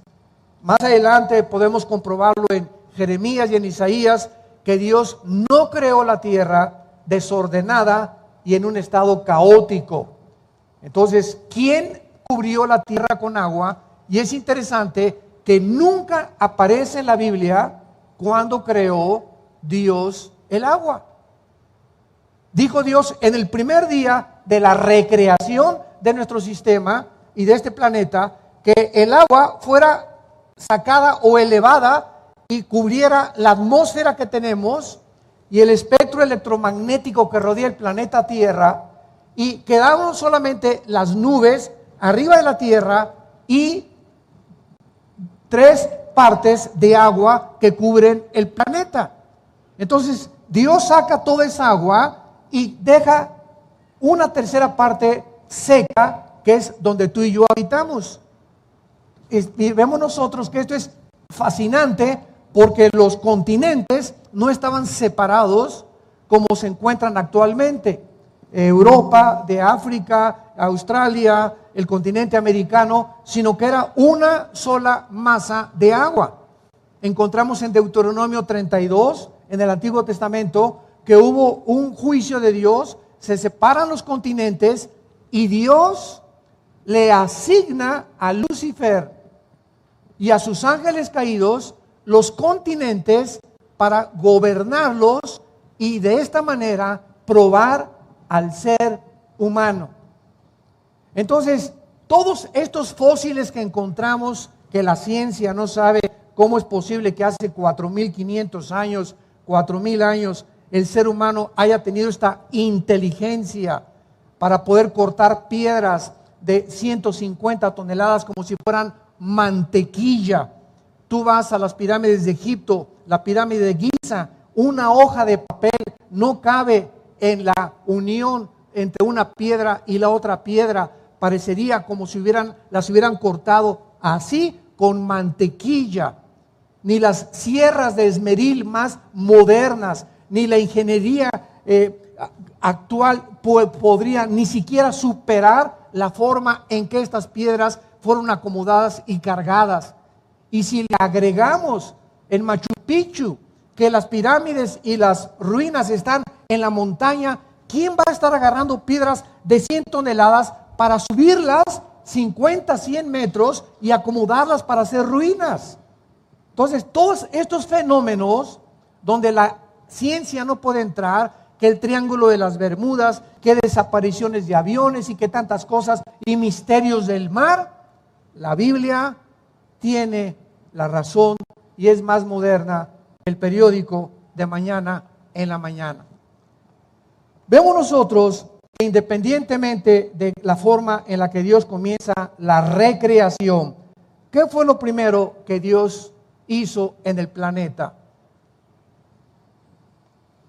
Ahí lo tienes enfrente de ti, la luz. Lo primero que hizo Dios fue que sea la luz. Dios, dice en 1 de Juan, no está en tinieblas, ni tampoco Dios crea las tinieblas. Las tinieblas simplemente es la ausencia de la luz. Entonces, cuando Dios dice que sea la luz, es porque estaba cubierto completamente el universo de tinieblas. La rebelión satánica hizo que el universo donde tú y yo habitamos fuera completamente oscurecido. Y actualmente los astrofísicos y los físicos y los astrónomos confirman que si tú vas al universo, el universo está oscuro. Y tú puedes ver algo por la luz del sol, pero hay millones de partículas infinitamente pequeñas que son las que le dan el colorido a las cosas. Y esto es increíble porque cuando comenzamos a profundizar en las cosas de la física y de la química, de la genética, como lo vamos a ver más adelante, y venimos a la Biblia nos abre completamente la ventana para asomarnos a un mundo donde la ciencia no puede entrar, porque son cosas escondidas desde antes de la fundación del mundo que Dios se las quiere revelar a los niños. Y cuando tú vienes a la Biblia y eres una persona que amas la verdad y tienes una relación con Cristo todos los días, comienza tu cerebro a expandirse, porque cuando cayó Adán y Eva en el huerto del Edén, perdimos más del 90% de información en el ADN. No se están empachando, ¿verdad? Ay, me fascina esto, esto es maravilloso. Tenemos ya que comer la carne de la Biblia. Tenemos que profundizar en las cosas de Dios.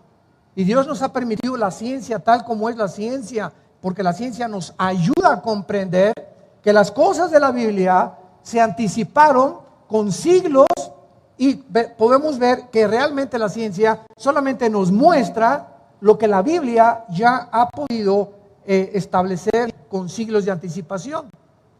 Entonces, cuando Dios dice que sea la luz, ¿qué estaba diciendo Dios? Oiga, como me dijo una persona, ¿cómo es posible que Dios diga que sea la luz cuando en el versículo 14, en el cuarto día, dice la Biblia, dijo luego Dios, haya lumbreras en la expansión de los cielos para separar el día de la noche y sirvan de señales para las estaciones, para días y para años? ¿Cómo es posible que Dios diga que haya luz cuando hasta el cuarto día aparece el sol. Entonces, aquí encontramos en la Biblia aparentemente cosas contradictorias, que no son contradictorias más que para el intelecto humano, porque no entendemos la mente de Dios, ni hemos comprendido la física como se está comenzando a descubrir, y la genética y las leyes del genoma humano como hasta el siglo XX. Y la Biblia se anticipaba siglos de anticipación a todos los descubrimientos que la ciencia ha podido descubrir. ¿Qué es la luz? Pregúntale a tu maestro de física, o pregúntale a tu maestro de química, o a cualquier astrónomo o astrofísico, ¿qué es la luz? Y la respuesta es la siguiente: bueno, pues es un fluido de electrones, ¿verdad? Y no pasamos de que pues es un fluido y son electrones, etcétera, etcétera. Pero cuando Dios dijo sea la luz, ¿saben ustedes lo que significa? Que antes de que el ser humano fuera colocado en este planeta, Dios tenía que preparar, como cuando tú te casas. Imagínate que te casas y te llevas a tu esposa a un departamento que ni cama tiene. ¿Te imaginas? Sale corriendo ella. Dice, tú te vas a dormir en el suelo, donde no hay ni siquiera estufa. Entonces, cualquier persona que hace algo, prepara la casa, y por lo menos digo la cama, y una cocina, un refrigerador, ya mínimo. Así fue como yo comencé. Cuando yo me casé, ¿verdad? No teníamos, dormíamos en colchones en el suelo, ahí en Acapulco, ahí por el rumbo a Mocimba, en un bungalow chiquito con miles de alacranes, tarántulas. Yo estaba de misionero en la sierra, regresaba yo cada 3 semanas a ver a mis hijos, y uno le picó el alacrán, y comíamos lo que arrancábamos de los árboles, los mangos, las almendras. Comíamos lo que pescaba yo en el mar ahí, etcétera, etcétera. Así comenzamos. La primera cosa que compré fue una licuadora, una lavadora de esas de Salinas y Rocha, ¿se acuerdan?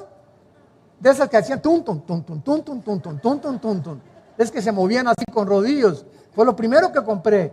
Y teníamos una hielera, nada más, donde compraba los hielos, y nada más nos alcanzaba para el sábado y el domingo. No podíamos tomar leche entre semana porque no teníamos refrigerador. Así comenzamos nosotros hace algunos años, cuando comenzamos el ministerio. Éramos muy pobres. Pero cuando tenemos algo de dinero, pues ya la cama, el refrigerador, la lavadora, mínimo, ¿verdad? Lo que quiero decir es lo siguiente: antes de que Dios nos pusiera aquí en este planeta, Él tenía que preparar las condiciones, afinar el universo, establecer leyes cósmicas que operaran para que cuando nosotros, la cúspide de la creación de Dios, el ser humano es la cúspide de la creación de Dios, porque fuimos creados a su imagen y semejanza. Los ángeles no fueron creados a la imagen y semejanza de Dios. Entonces, Dios primero pone, ¿verdad? Separa las aguas, quita las tinieblas de alrededor y dice que sea la luz. ¿Qué quiere decir? Formó el espectro, apúntalo, electromagnético.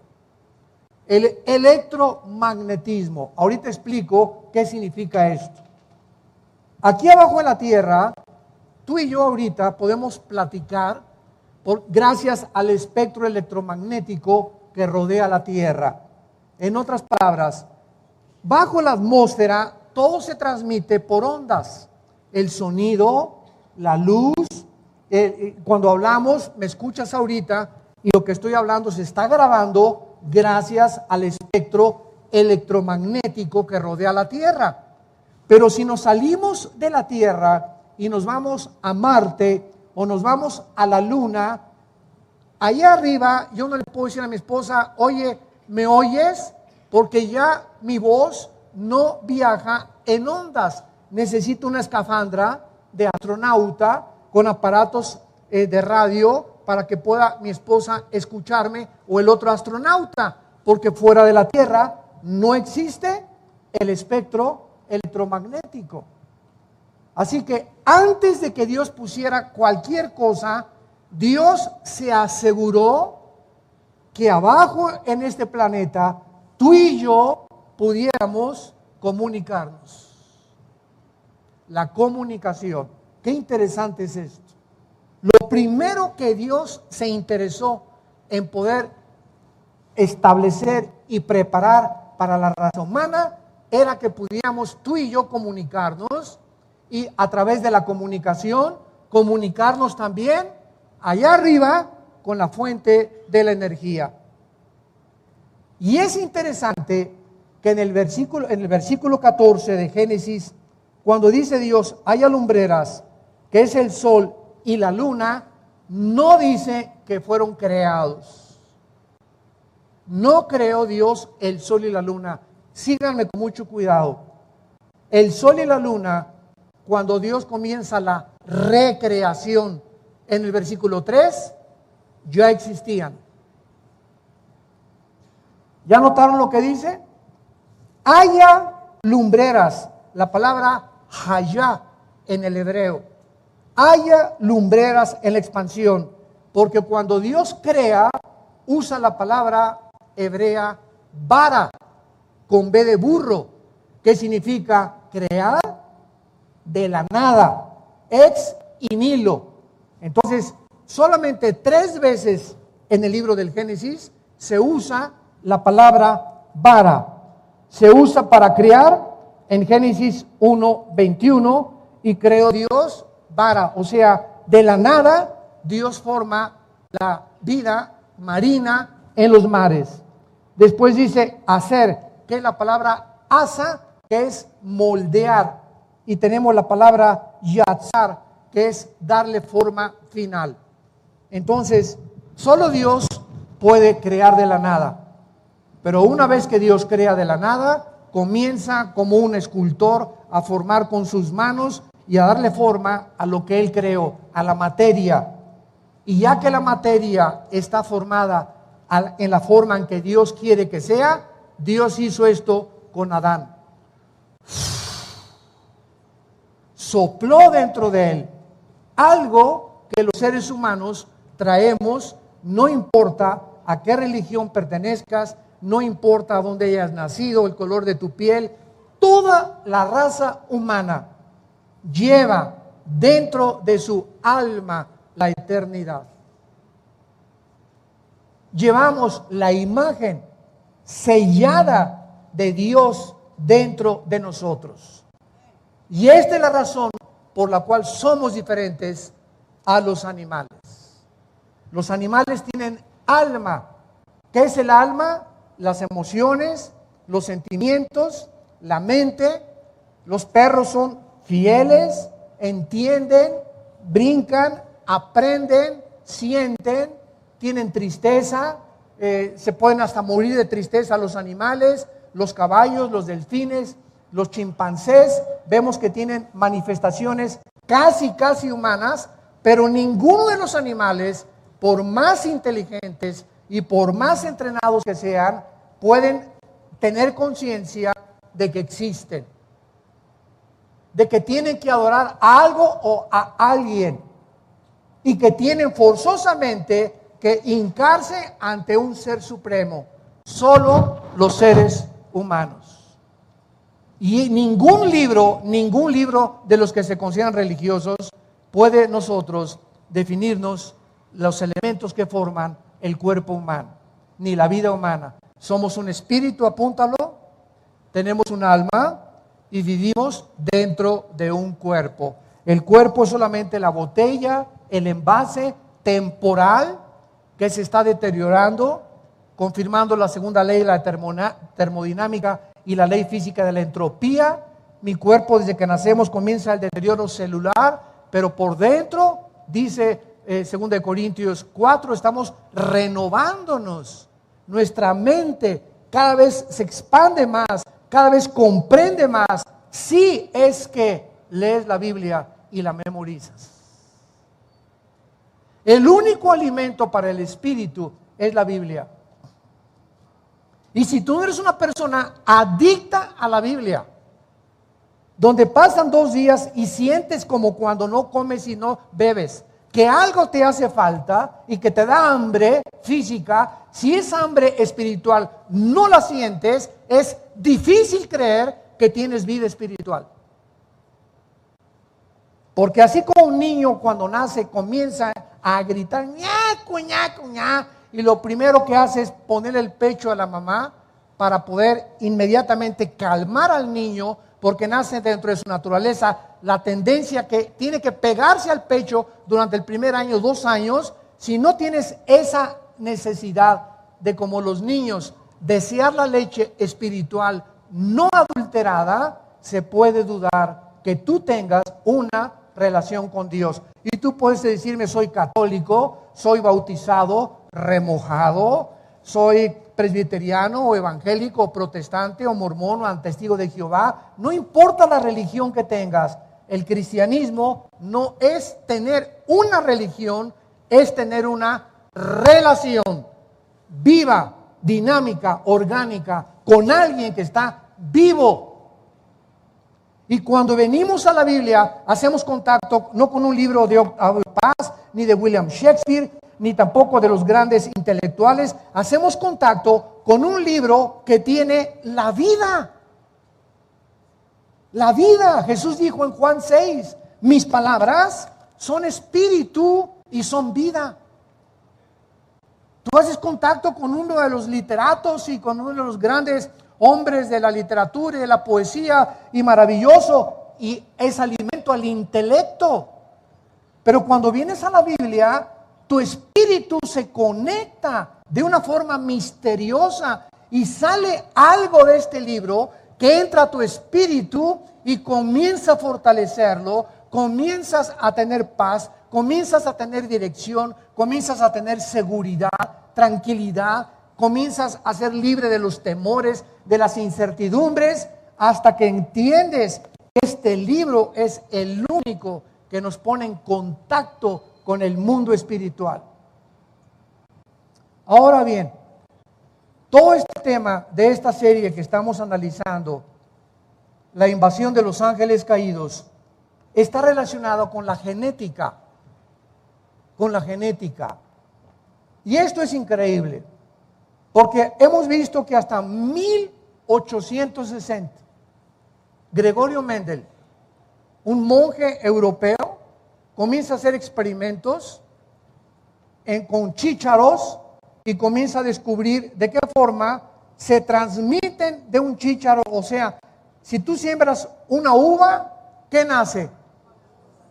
Uvas, pero la semilla de la naranja tiene otro código, que cuando la siembras, nacen naranjas. Cuando tú siembras los mangos, nacen mangos. Cuando tú siembras chabacanos, nacen chabacanos. Sandías, nacen sandías.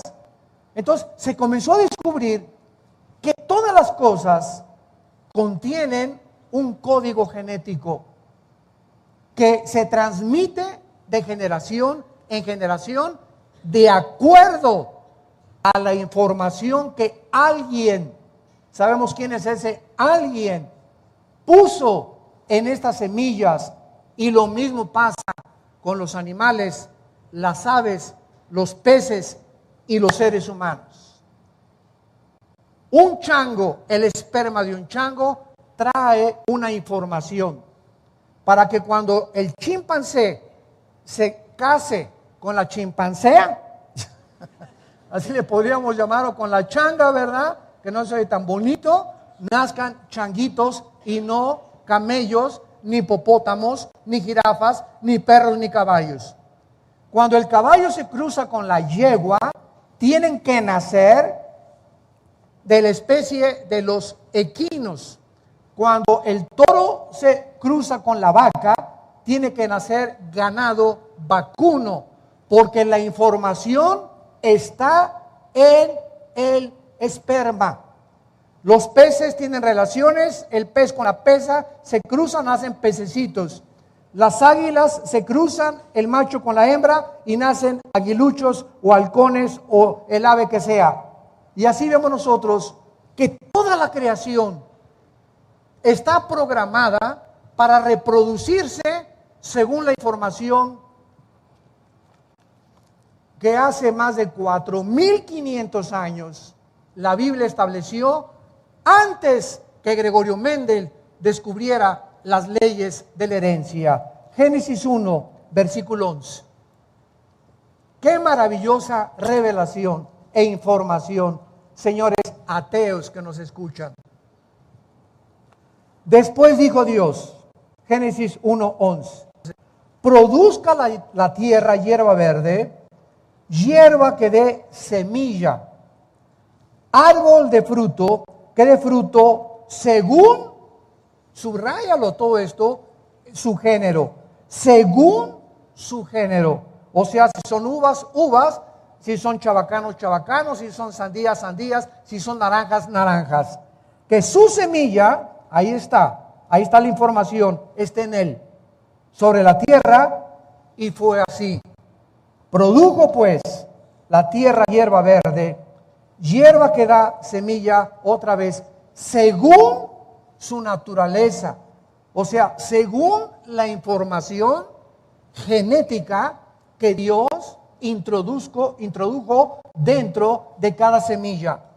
Árbol que da fruto, cuya semilla está en él, según su género. Árboles de naranja van a producir naranjas, árboles de durazno van a producir duraznos, árboles de mangos van a producir mangos. ¿Por qué? Porque es una ley genética inexorable que Dios estableció desde el principio de la creación. Versículo 20. Produzcan las aguas seres vivientes, aves que vuelen sobre la tierra en la abierta expansión de los cielos. Y creó Dios los monstruos marinos y todo ser viviente que se mueve, que las aguas produjeron según su género. Y todavía la da, según su especie. Y vio Dios que era bueno.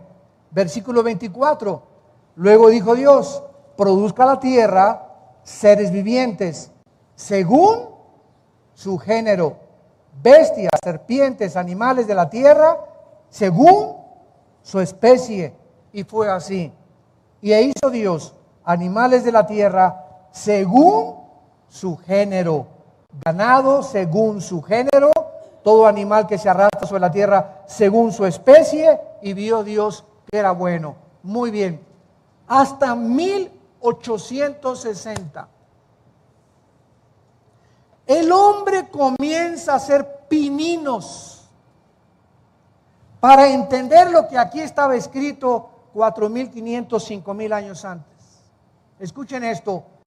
Y no es hasta 1954. Pasó un siglo casi después de Gregorio Mendel, que el doctor Watson y el doctor Crick, norteamericanos, en 1954 ganan el premio Nobel de Medicina por la investigación que hicieron acerca de la hélice del ADN. Y comenzó del 54 y terminó el siglo XX con el proyecto más grande que la conquista espacial de 1969, cuando el hombre pisó la luna. Se considera el proyecto más grande científico del siglo XX y se tituló el proyecto del genoma humano. En el año 2000, el presidente Clinton recibe al doctor Collins, que ha escrito libros, buscando en la internet. Él es cristiano y fue nombrado el presidente del proyecto del genoma humano. El doctor Collins, con doble L y S de Samuel al final. Y el presidente Clinton le dice al doctor Collins: hemos por fin encontrado el libro de la vida en la molécula del ADN, que es el ácido desoxirribonucleico. Ahora, ¿qué es el ADN?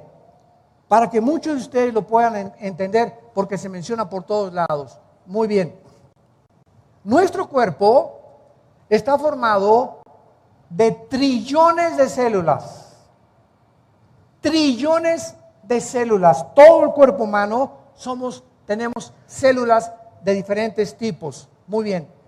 En cada una de las trillones de células que tú tienes y que yo tengo, existe en cada célula un software.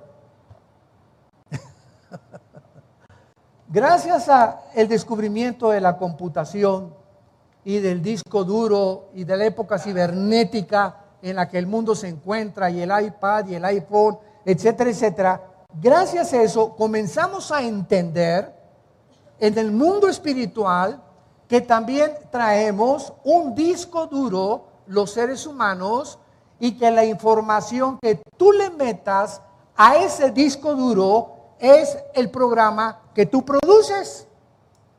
Por ejemplo, yo antes de ser cristiano, pues introduje a mi disco duro a Marx, al Che Guevara, a Lenin, a todos estos, la dialéctica materialista, marxista, comunista, etcétera, etcétera. Nietzsche era mi héroe, el ateo del siglo XX. Y mi programa dentro de mí hizo que yo produjera y me comportara como un ateo, porque fui ateo casi 10 años antes de recibir a Cristo. Entonces, si tú introduces programas de sexo y comienzas a ver pornografía, toda esa pornografía entra a alimentar, son softwares que entran a tu disco duro y comienzas a comportarte sexualmente como un degenerado, como una degenerada. ¿Por qué? Porque es la información que tú tienes. Si tú eres ateo porque te metieron softwares en tu universidad, en tu preparatoria, en tu secundaria, acerca de todo este ateísmo. Entonces tú tienes que pensar, tú tienes que actuar, tienes que comportarte de acuerdo a la información que tú tienes. Si yo prendo mi computadora ahorita y veo que quiero un programa acerca de astronomía y no lo encuentro, es porque no le he metido un software de astronomía a mi computadora. Mi computadora me da la información que tiene programada, nada más. Así es la mente humana. Todo esto nos ayuda a comprendernos cada vez más de las maravillas de Dios. Ahora bien, en cada célula de tu cuerpo tienes un software, o sea, tienes una información codificada, inteligente, de conocimiento. Y en cada célula de nuestro cuerpo existe tanto conocimiento para volver a hacerte a ti y a mí. Microscópicamente, en cada trillón de las células que tenemos, está la información de quién eres, el color de tus ojos, el tamaño de tu estatura, el color de tu pelo, las orejas de papalote de tu abuelo, la nariz de cuervo de tu papá. Toda la genética, hasta las enfermedades, vienen microscópicamente programadas dentro de cada célula de nuestro cuerpo, desde Adán hasta nuestros días. De tus tatarabuelos, si tus bisabuelos fueron diabéticos, tus abuelos fueron diabéticos, hay una propensidad de que tú heredes la diabetes genéticamente. Y uno de los más grandes, si tus bisabuelos murieron del corazón, tu abuelo murió del corazón, tu papá murió del corazón, los hermanos de tu papá murieron del corazón, hay una propensidad que tú hayas heredado problemas cardíacos en tu vida. Si tu abuelo fue gordo y tu abuela fue gorda, le decían la Tonina Jackson a tu abuela, y pasaron toda esta grasa, ¿verdad? Tienes una propensidad también a la gordura. Ahora, uno de los descubrimientos más grandes que se han hecho en este siglo XXI es el siguiente: de que la alimentación puede cambiar la herencia que nosotros recibimos de muchas enfermedades. Les voy a dar un ejemplo. En el caso de nuestra familia, mi padre muere del corazón a los 53, 54 años. Mi papá murió del corazón. Era un hombre como un 85 de estatura, muy alto. Era un oso, ¿verdad? Hasta los 30 años fue muy fuerte. De los 30 a los 40 se descompuso, comenzó a comer me acuerdo que 3 bolillos se desayunaba así, era una taza de café así la de mi papá, y agarraba los bolillos así ricos, tostaditos, así los remojaba, porque si no se remoja no sabe rico, ¿verdad? Desde luego, a la mexicana, eso es lo que desayunaba. A los 45 años de edad mi papá estaba demasiado gordo y fumaba 3 cajetillas de Delicados sin filtro.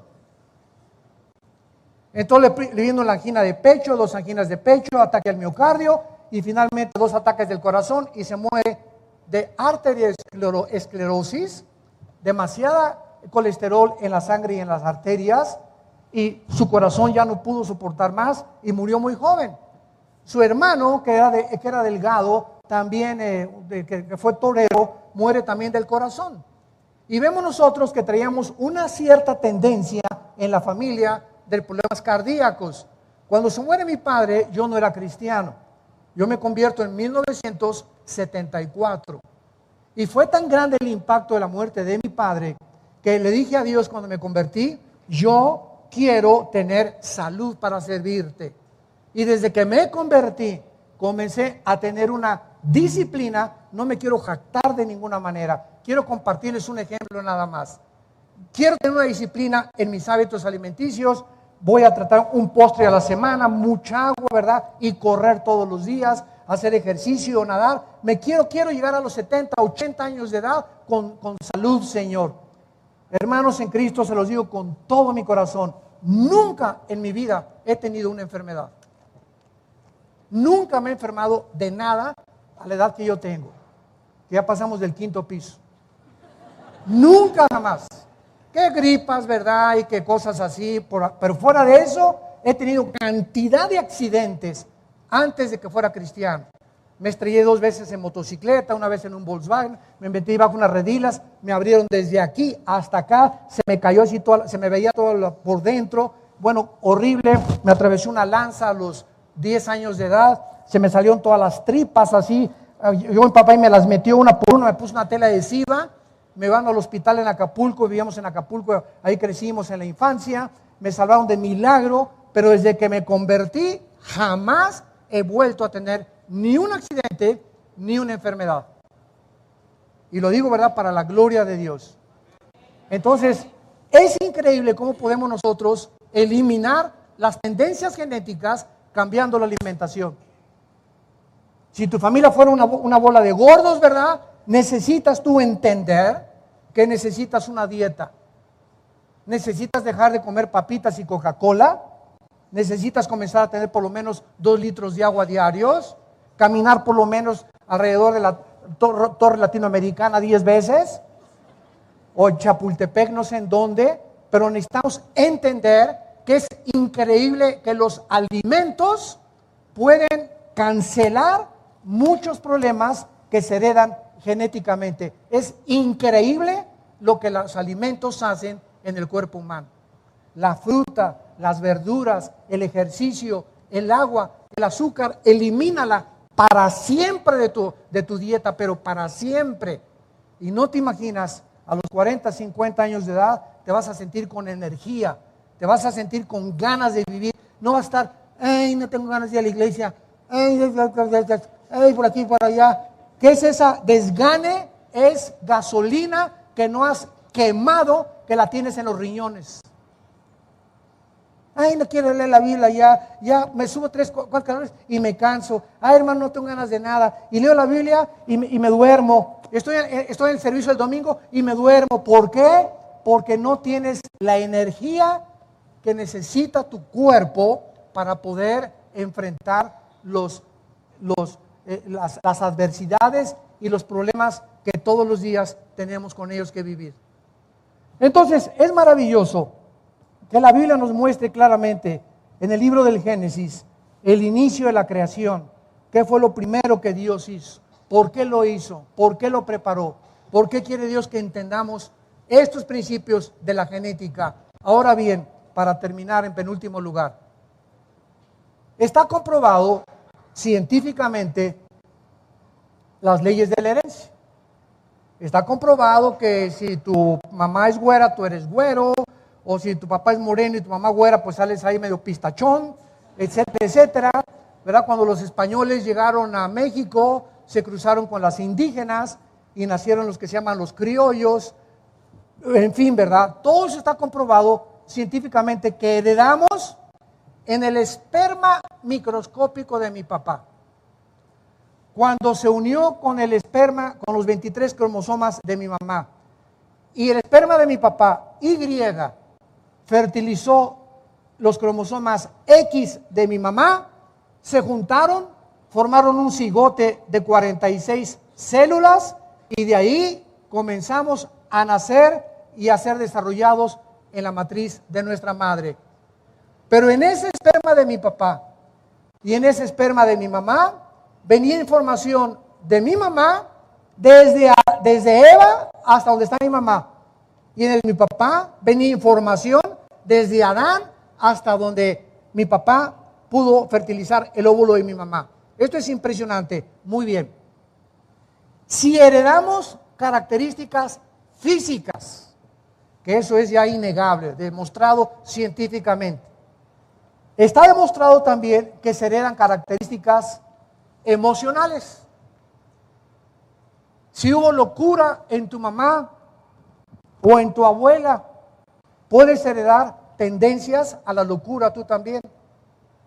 Si tu abuela o tu abuelo fueron brujos, o tu bisabuela fue la bruja mayor de Tlatelolco, tú puedes haber heredado también el espíritu. Cuando se muere la bisabuela o la abuela bruja de Tlatelolco, se sale el espíritu de tu abuela, entierran su cuerpo y ese espíritu comienza a perpetuarse buscando en la misma familia quiénes de las hijas o quiénes de los hijos tiene la propensidad a la brujería para incubarse en ellos y continuar perpetuándose, y se llaman en la Biblia espíritus familiares.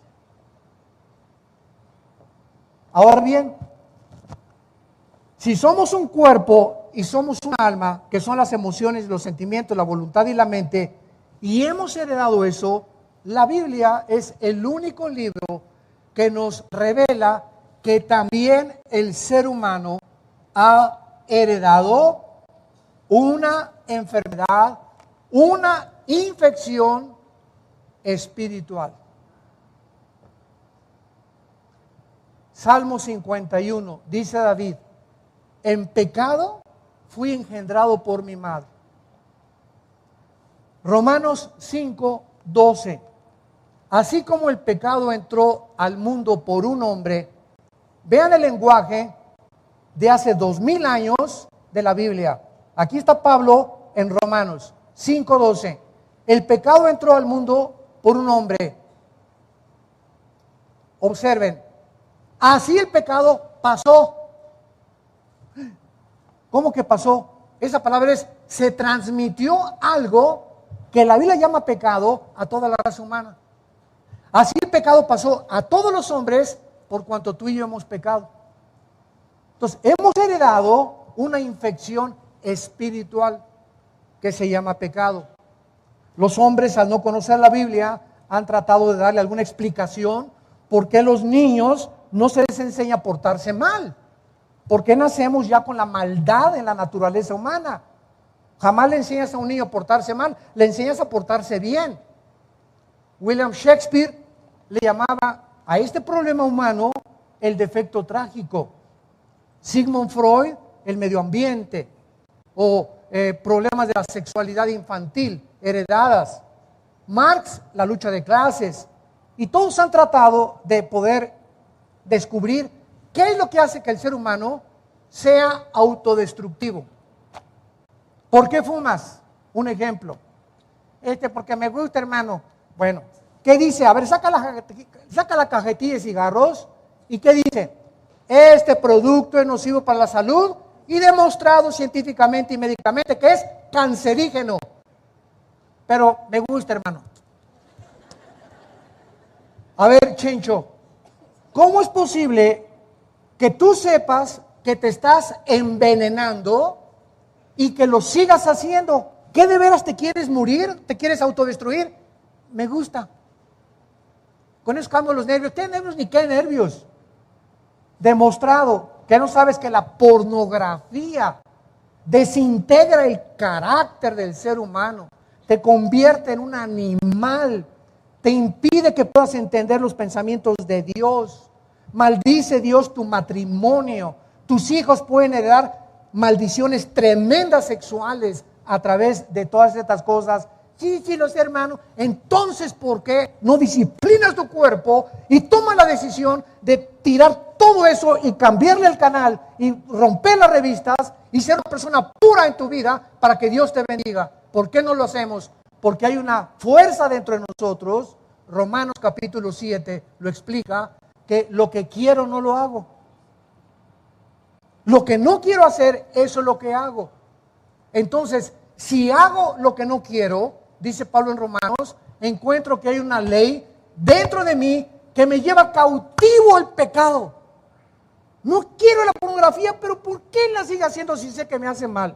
No quiero fumar, pero ¿por qué lo sigo haciendo? No me quiero emborrachar y yo sé que mi hígado, mi cuerpo, mi familia, puedo acabar con toda mi vida, hasta con mi negocio, si yo sigo emborrachándome. ¿Por qué lo sigues haciendo?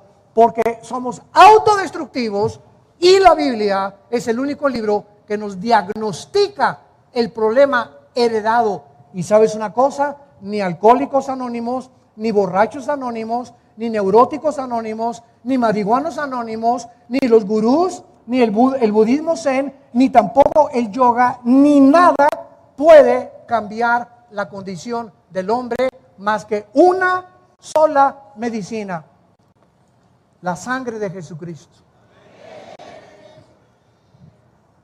La sangre, la vida de Jesús impartida a nuestra vida, cuando le recibimos como nuestro Salvador, comienza a desinfectarnos poco a poquito en la medida y en el progreso en que yo tengo contacto con Dios a través de este libro. Y así pueden pasar 2, 3, 4 años de mi vida cristiana, y como no he tenido contacto con este libro, y mi vida cristiana es el domingo nada más, no he cambiado para nada. Y don Pancho sigue maltratando a su esposa, y el joven sigue fornicando con su novia, y sigues viendo pornografía, porque tu mente no ha sido desprogramada, y no la estás reprogramando con el nuevo software de Dios. Gracias a los descubrimientos científicos del siglo XX, la computadora, el internet, los discos duros, podemos entender el mecanismo de cómo tú y yo funcionamos. Y le damos gracias a Dios, ¿verdad? Porque cuando comenzamos a entender esto, comenzamos a despejar muchas incógnitas y muchos misterios, y a comprender una cosa: que si invocamos por Padre a aquel que es sin acepción de personas, nos juzga a cada uno de nosotros, y Dios no tiene consentidos, caminemos en el temor de Dios durante la corta vida que tengamos. Nuestro cuerpo es el templo del Espíritu